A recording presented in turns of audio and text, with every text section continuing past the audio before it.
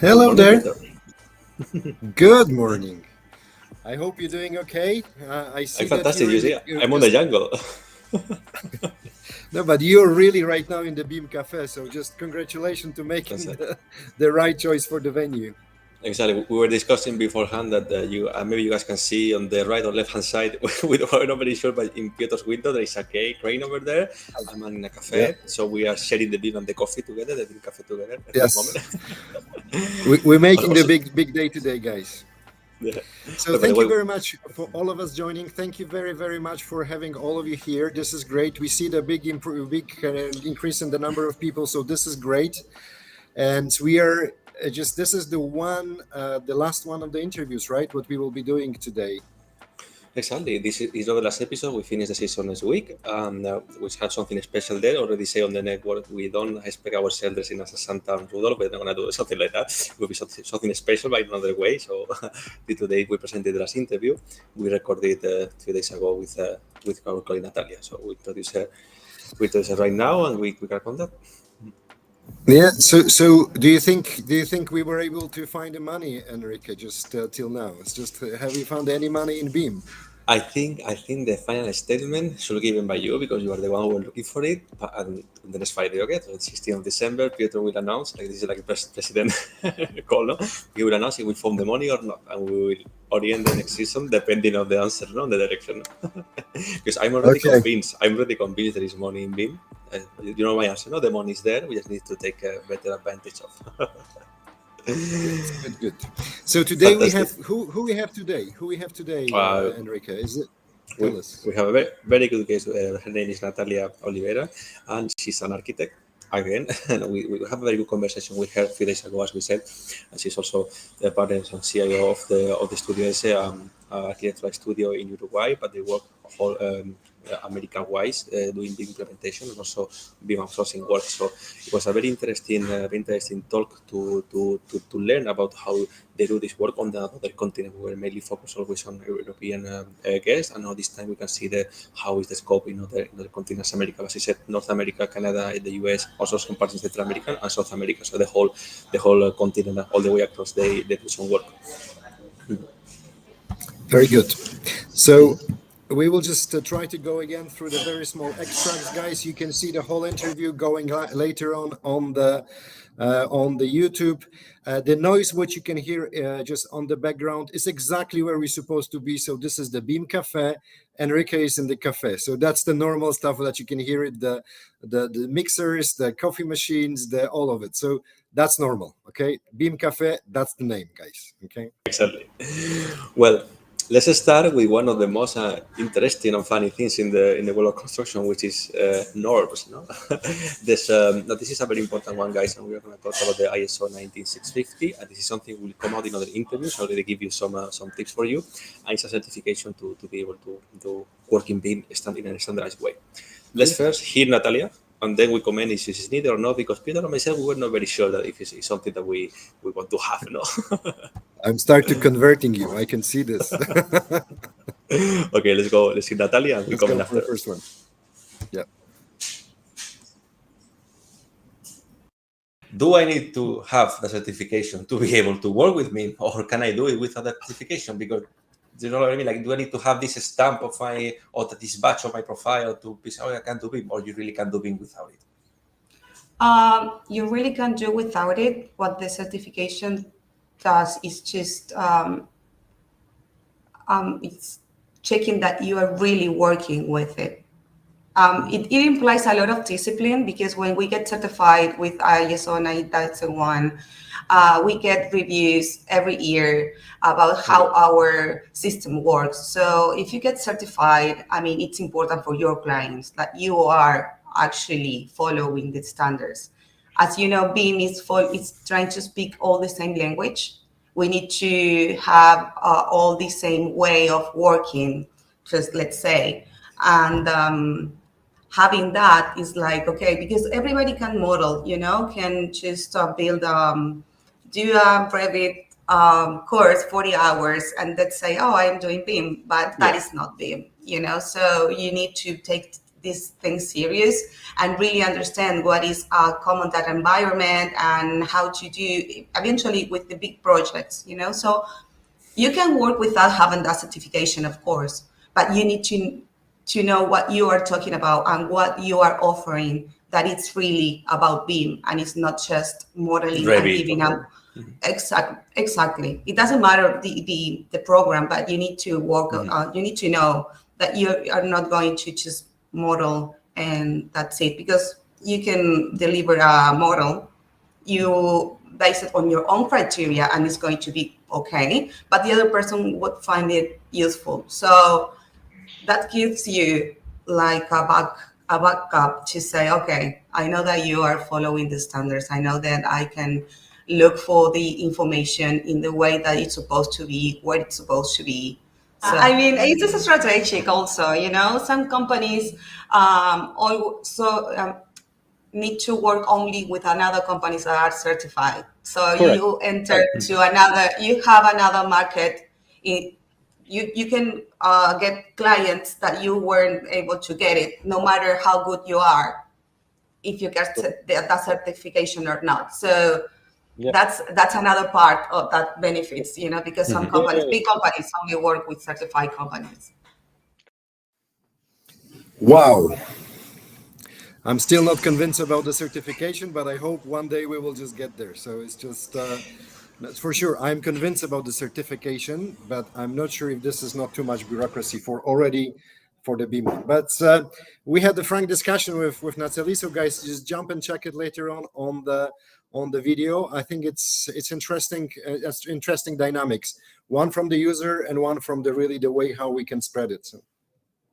Yeah, and on my opinion, it's not something that because I hold a paper that says I can do this, it doesn't mean I can do better. But the last part that Natalia said, that it opens so many doors, because many companies, only big companies, and this kind of people also that can give you big contracts, they only work with certified companies. So on that sense, it's really, for me, that would be a motivation to go for it.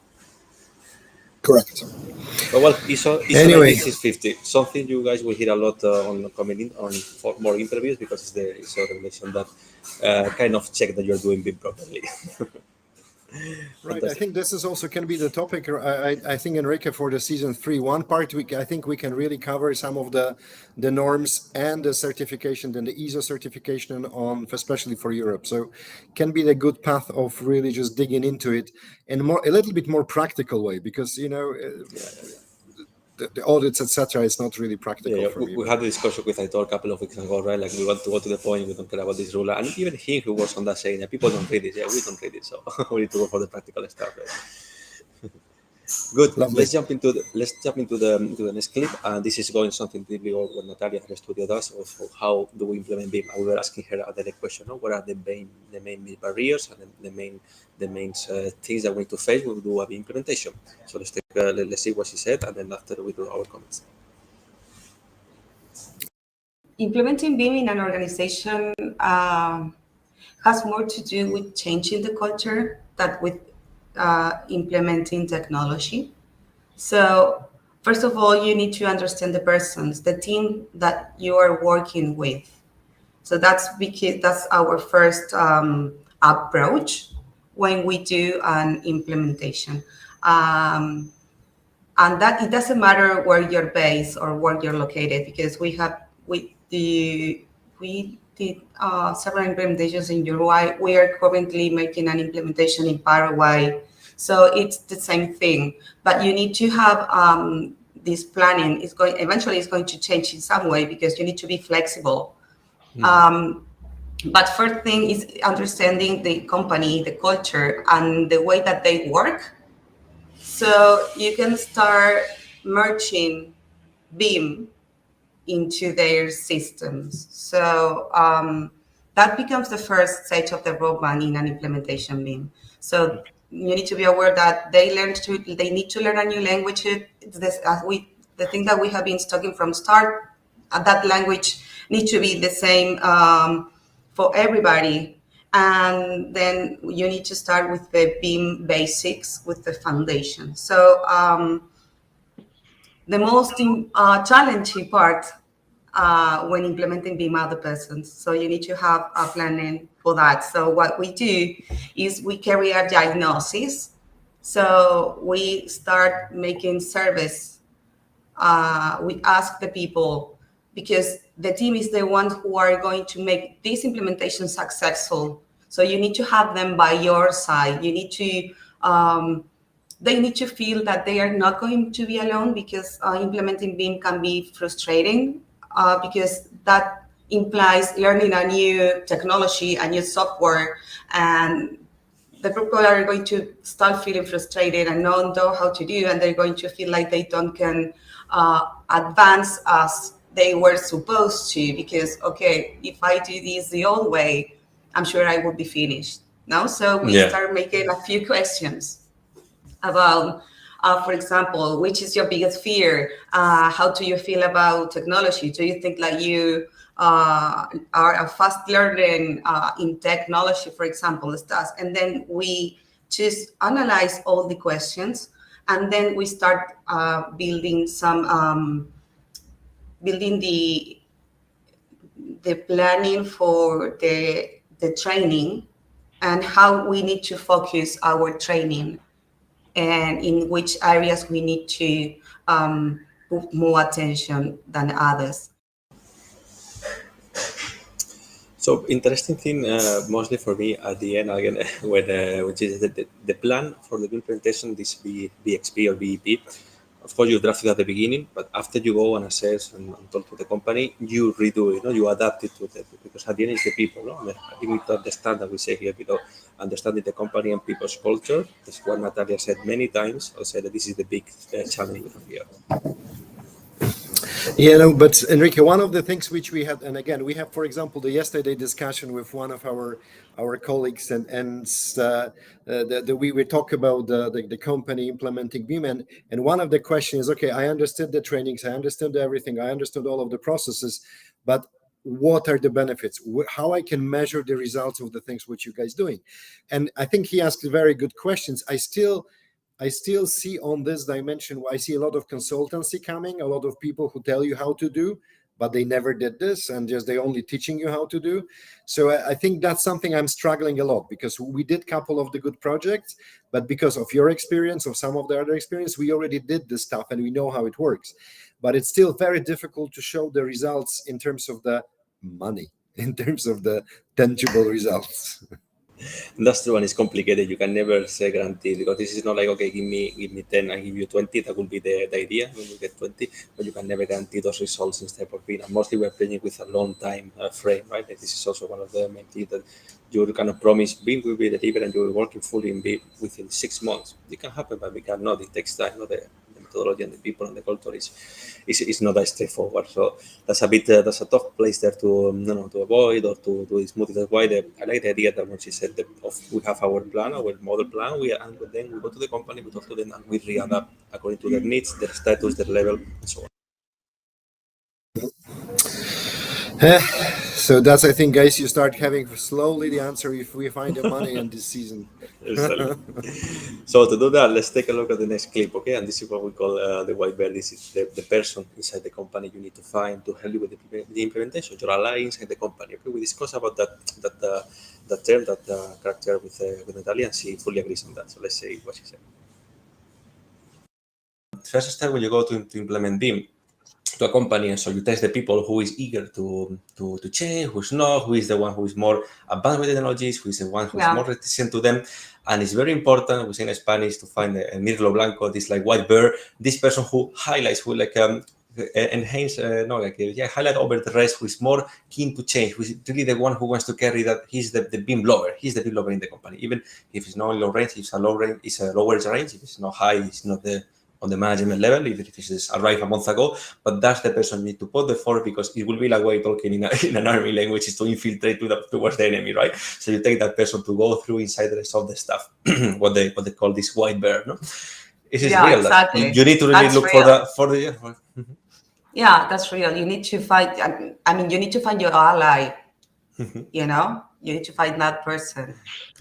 when you find that guy, that means that everybody in the company, the team, is going to look for that person. Exactly. And it's going to make the process easier. The people are going to feel comfortable in asking. They can ask them, and maybe they are shy. We try to be as open as possible, of course, trying to be there 24/7. So yeah, so everybody's looking for that.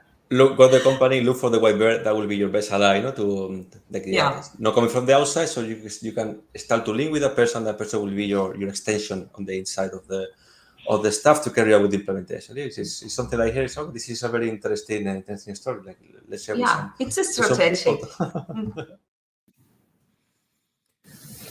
What do you think about the white bear? White bird. And yes and no. I think that this is something which comes also just over the last 15 episodes, right? Of course, you need to have a commitment, but sometimes the commitment of the boss, it's not the same as the commitment of the people who really work in the field, because I still do not see the usability, some usage on the lowest level in the company, right? Just on the field, on the construction site, it's damn difficult. We still don't have the tools. Even we can talk about the iPads, iPhones, tablets, whatever. No, it's not made for this kind of thing. We need to still work on this, and maybe I'm just away from the construction side right now. But so the white bird, yes, but.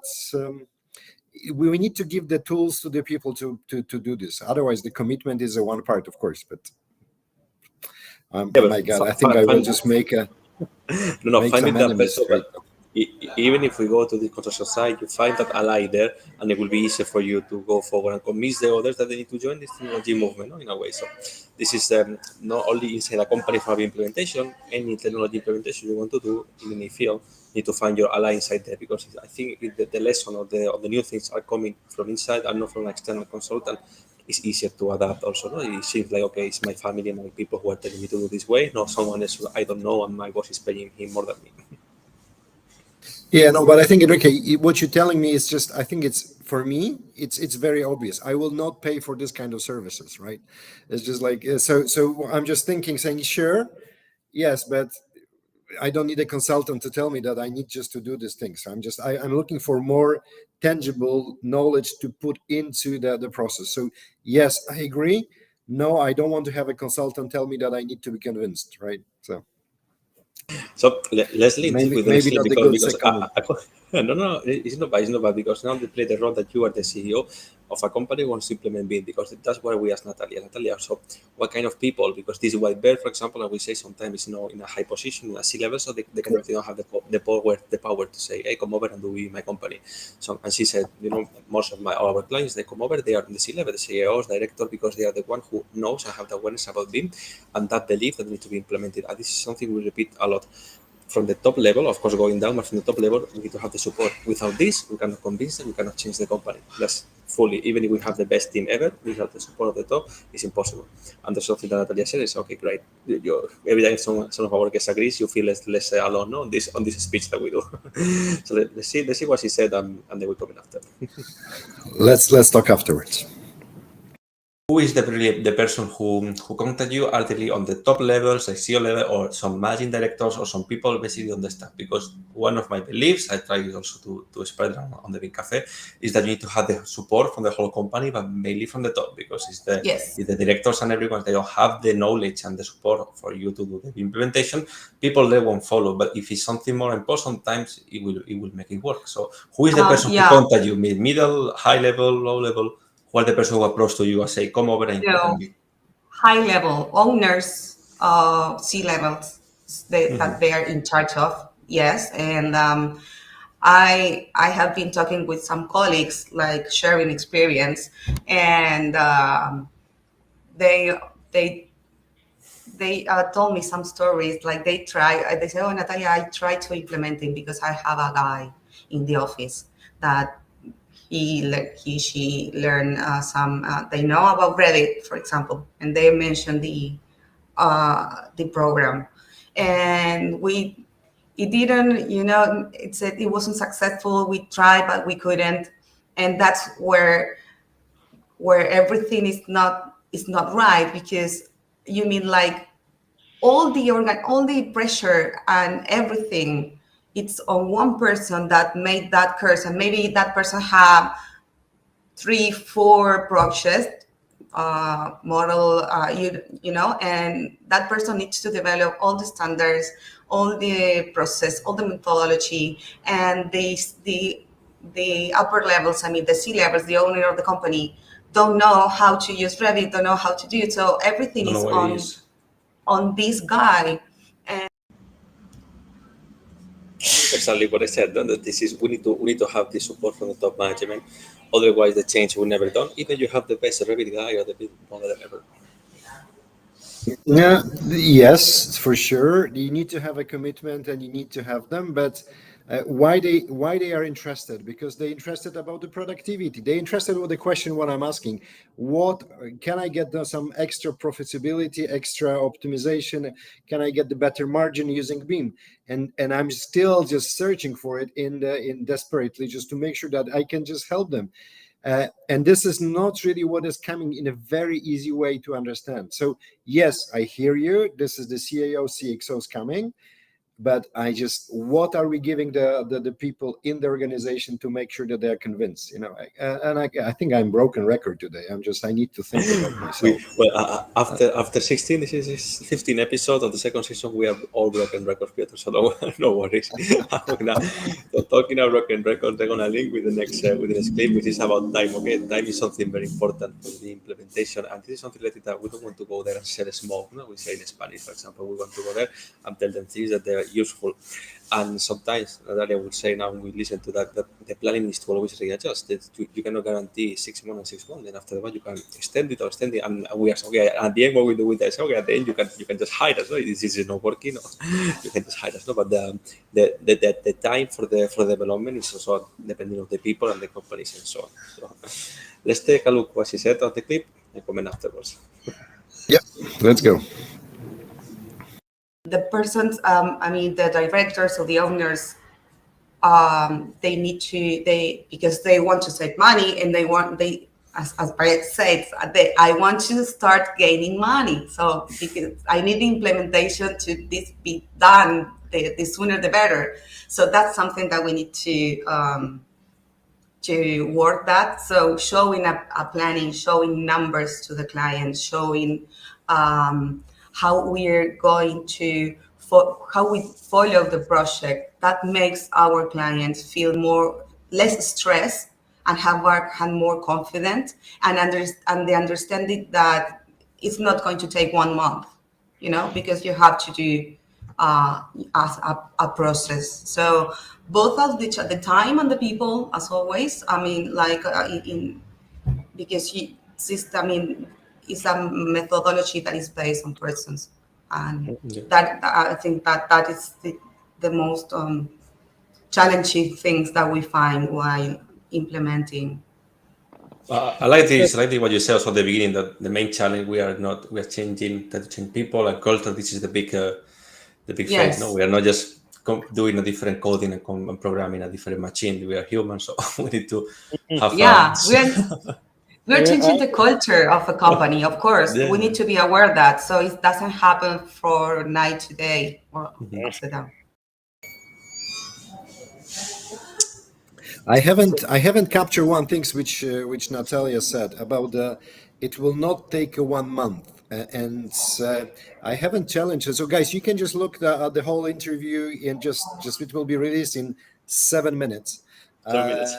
on the YouTube.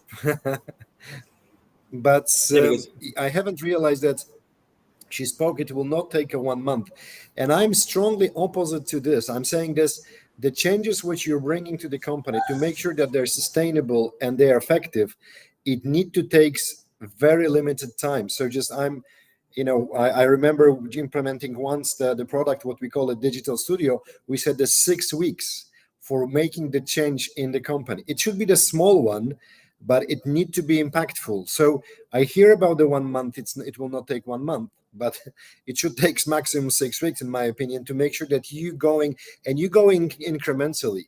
You cannot lie to the people saying, "Oh, you will have the golden stuff in the 9-12 months." You need to show it progress 6 weeks, 1 month, 6 weeks, 1 month, 6 weeks, and making sure that it's changing. And you can adjust your path during the way. So I haven't captured.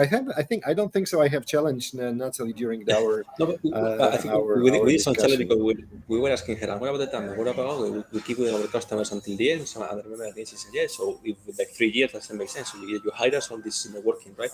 So the time of that. But I need to challenge you there, Peter, because I don't believe a company can be implemented in 6 weeks, because this is not a software you just install and run something Correct. for you.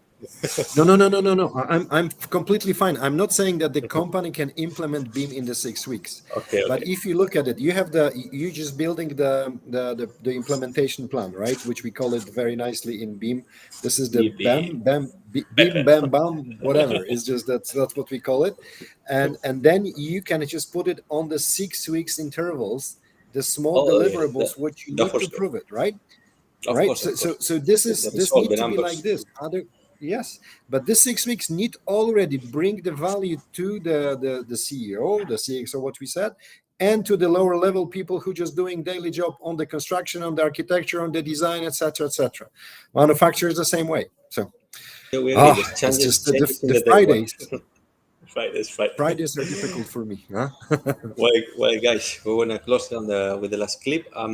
Going forward, it's something we already talked. We asked Natalia, as we said, like our guys from America, we asked about the situation of BIM in the whole continent, and she highlights something which for us is very important, and we say many times, it's the support of the government. Where there is support of the government, with laws and other public entities, there is more BIM implementation in countries than not. So first, let's see what she said, and afterwards we close our.